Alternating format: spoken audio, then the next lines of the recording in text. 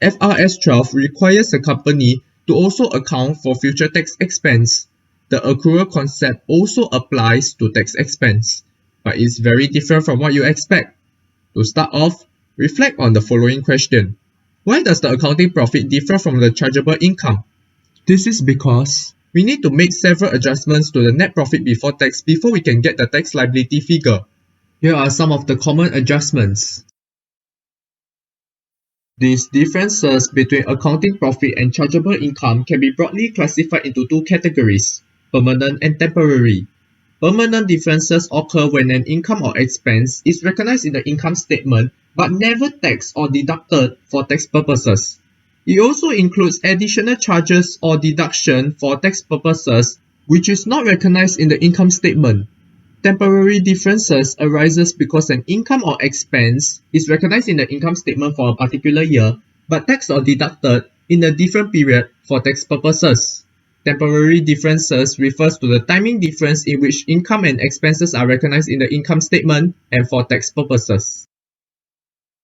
Let's review the specific differences mentioned earlier on and identify if it is a permanent or temporary difference. First, dividends, foreign source branch profit, and service income is exempted from tax. This is a permanent difference because they are never taxed, even though it is recognized in the income statement. Capital gains are exempted from tax. Again, if it is tax exempted, it is a permanent difference. Non-trade expenses are not and never deductible. It is a permanent difference. The same goes to private car expenses, fines, and penalties. It is not and never deducted for tax purposes. This means it's a permanent difference. General provisions are not deductible. Only actual outflows are. This is a temporary difference because a provision is recognized as an expense in the period where the obligating event occurred, even if there is no outflow.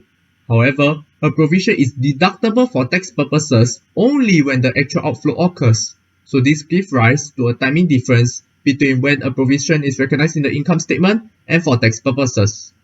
Capital allowance claim differs from depreciation charge. The difference occurs due to different bases in computing capital allowance and depreciation. If you view it in the long term, the total capital allowance claim for one asset will be the same as the total depreciation charge for that same asset. So this is also a temporary difference. Companies will enjoy the tax exemption scheme. This is deducted in the tax computation.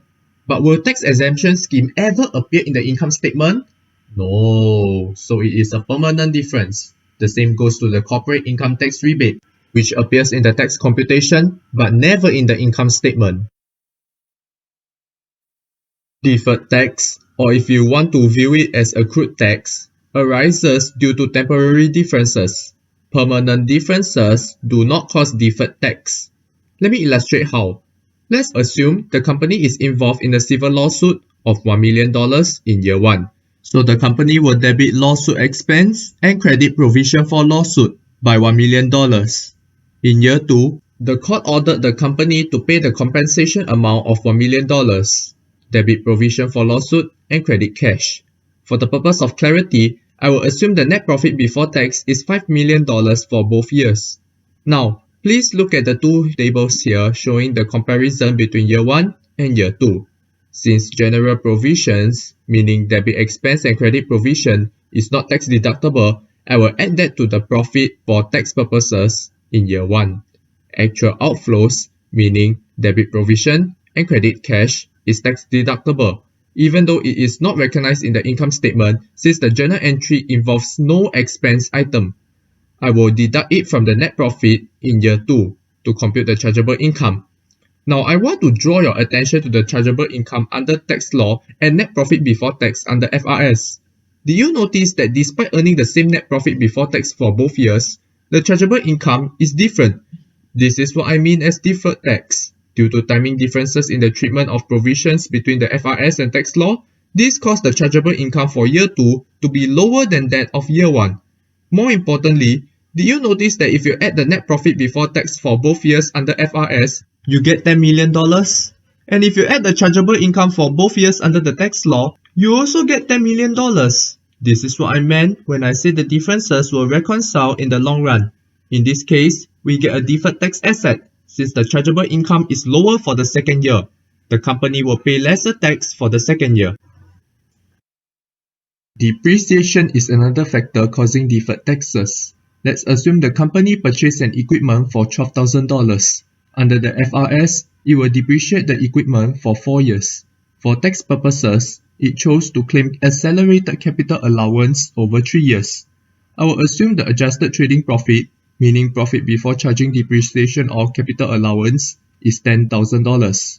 Annual depreciation charge would be $3,000, 12,000 divided by 4, and annual capital allowance claim would be $4,000, 12,000 divided by 3. Please take a look at the 4 tables here. The company will charge depreciation from year 1 to year 4 and claim capital allowances from year 1 to year 3. Do you notice that the chargeable income for year 4 is higher than that of the other years? We call this a deferred tax liability, where the company will pay more tax in subsequent years.